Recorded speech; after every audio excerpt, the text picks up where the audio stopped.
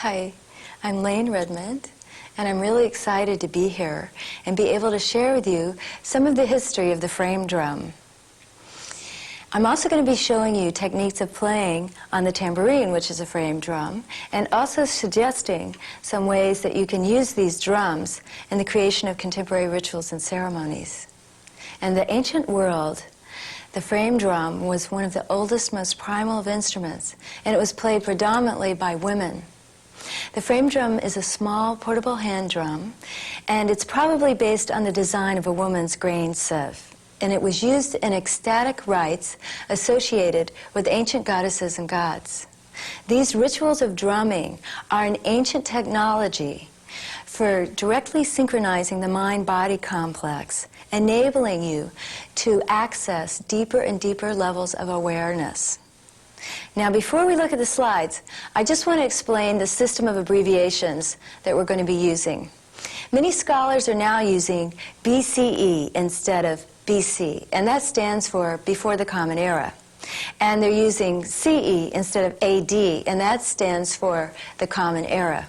And I'm going to be using this system of abbreviations. And now we're going to go to the first slide, which is of a wall painting in Çatalhöyük, an ancient town in Turkey. This is a wall painting showing a group of people dancing and playing percussive instruments in some type of ritual. This figure in the lower section of the slide has what may be the earliest known depiction of a frame drum. This is from 5800 BCE. This next slide is from Ur, a city in ancient Mesopotamia, which is present-day Iraq, and this is from around 2000 BCE. There are written texts describing Queen Shubat of Ur, 2700 BCE, as making music on harp and frame drum with her priestesses.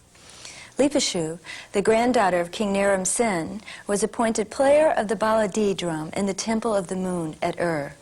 This is some of the earliest written evidence associating women playing the frame drum with religious activities.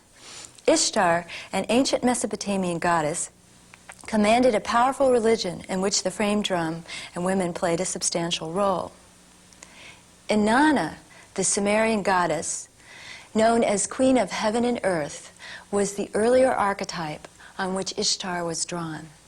In some of the earliest written text, Inanna is described as bringing the frame drum along with other instruments to the Sumerian people. When she makes her initiatory descent into the underworld, her instructions are to beat the drum to help her return. The frame drum, along with other drums, was used in processions to honor the goddess. This next slide is from ancient Syria, from the city of Ugarit, from between 1300 and 1200 BCE. The excavator, C.F.A. Schaefer, suggested that this might be a depiction of the Syrian goddess Anat, described in a text found at Ugarit as a frame drum player. This next slide is from Egypt, from 1475 BCE. The tambourine appeared in Egypt beginning in the 2nd millennium BCE. Egyptian wall paintings show mostly women playing the frame drums in religious ceremonies and processions and in secular celebrations. From 1500 to 1300 BCE, this unusual shaped, double-sided, rectangular frame drum began to appear. One of these particular frame drums has survived and is on display at the Cairo Museum. Also at the Cairo Museum is an actual frame drum that has survived from the Ptolemaic period, which is after Alexander the Great's conquest of Egypt in the 4th century BCE. On the skin surface is painted the goddess Isis, being honored by her priestesses playing frame drums. The inscription says, "Isis, Lady of the Sky, Mistress of the Goddesses." This slide is from the island of Cyprus from the 1st millennium BCE and shows a bird goddess playing her frame drum. Cyprus was an important crossroads in the Mediterranean, easily accessible by water from ancient Cairo, Crete, Palestine, Lebanon, Turkey, Syria, and the islands of Greece. This next slide is also from Cyprus, from the 8th century BCE, now settled by the Phoenicians. The Phoenicians were great traders and colonizers, and everywhere they went, the Phoenician women took their frame drum with them.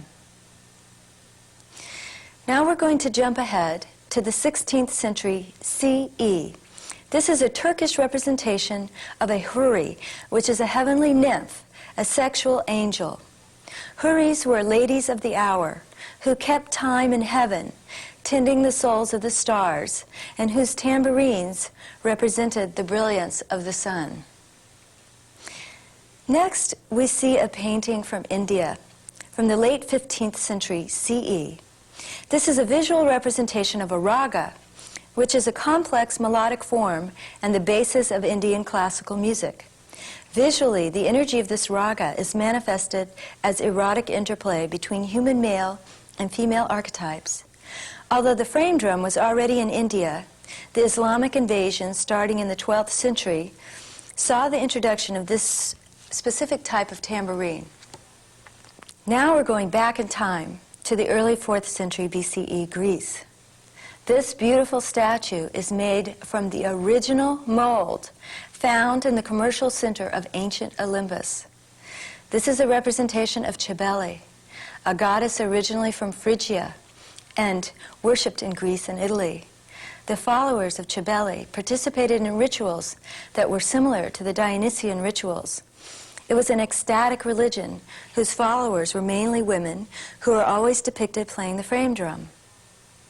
This goddess was described as Cybele, the all-begetting mother, who beats a drum to mark the rhythm of life.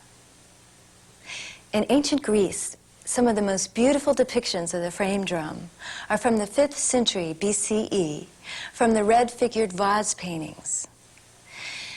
By this time in history, the frame drum has been in Western Asia and Egypt for over 2,000 years. It's theorized that the music of Greece developed from Asiatic and Egyptian sources, both of which use the frame drum in religious and secular contexts. The frame drum arrived in Greece with the introductions of the cults of Dionysius and Cybele from Western Anatolia or Phrygia. The tympanum, the Greek frame drum, was used pervasively by the Maenads, the women initiates, in the worship of Cybele and Dionysius. Both single-headed and double-headed frame drums appear, once again played almost exclusively by women with their bare hands. In later centuries, there are depictions of Eros, the winged god of love, playing the frame drum.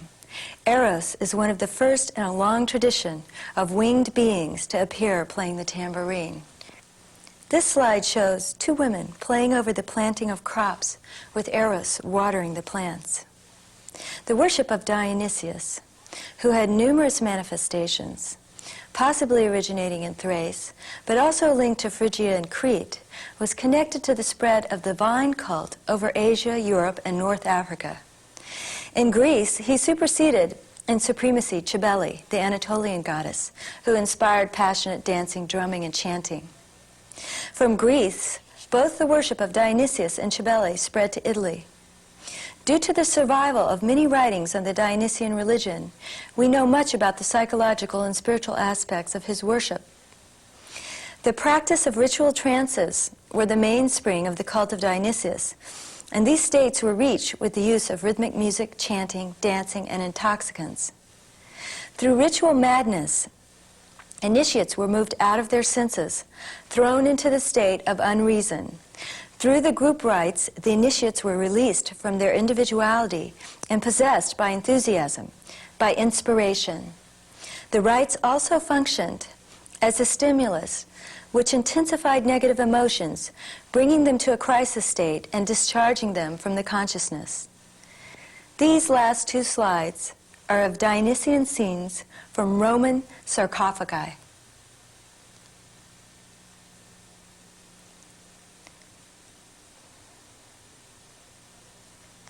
This next slide is of the Roman Cybele from 200 CE. The Romans saw the last great flowering of these rites when the great mother Cybele was ceremoniously brought into Rome in April of 204 BCE in response to the prophecy in the Sibylline books that she would save them from Hannibal and the Carthaginians. The interesting thing is that the Romans had to obtain her from the Phrygians, and what they obtained was a meteorite that the Phrygians worshipped as the goddess. In later representations, this goddess was portrayed as a woman with her frame drum, often surrounded by lions. After the Carthaginians were driven from Italy, the worship of Cybele flourished until the Roman Empire officially adopted Christianity in the 4th century CE. The last of the great temples dedicated to the mother was closed down, and the instruments and music associated with her rites were banned. They were banned, but not successfully. Although you never see the Virgin Mary playing the frame drum, she's often surrounded by angels who do.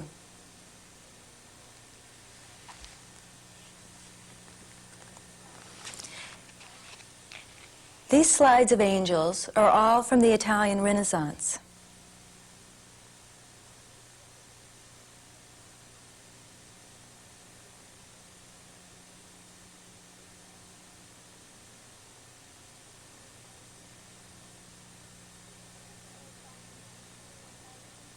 Now this is a little side trip to 18th century England, where the tambourine had become a popular salon instrument. And aristocratic ladies would whip out their tambourines after a formal dinner and play music commissioned specifically for the tambourine. Now we're coming closer in time to the present. This is 1890, and it's a Sicilian woman with her tambourine. This is an old drawing of a woman with her grain sieve, more than likely the prototype of the frame drum. And here's a grain sieve, made by the people in Sicily who still make the tambourines. And finally, we have a contemporary Sicilian tambourine portraying the goddess, the Virgin Mary.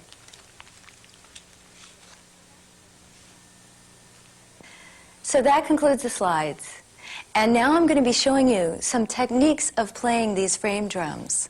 And you'll also be seeing my group of women drummers, the Mob of Angels, as we do some performances for you.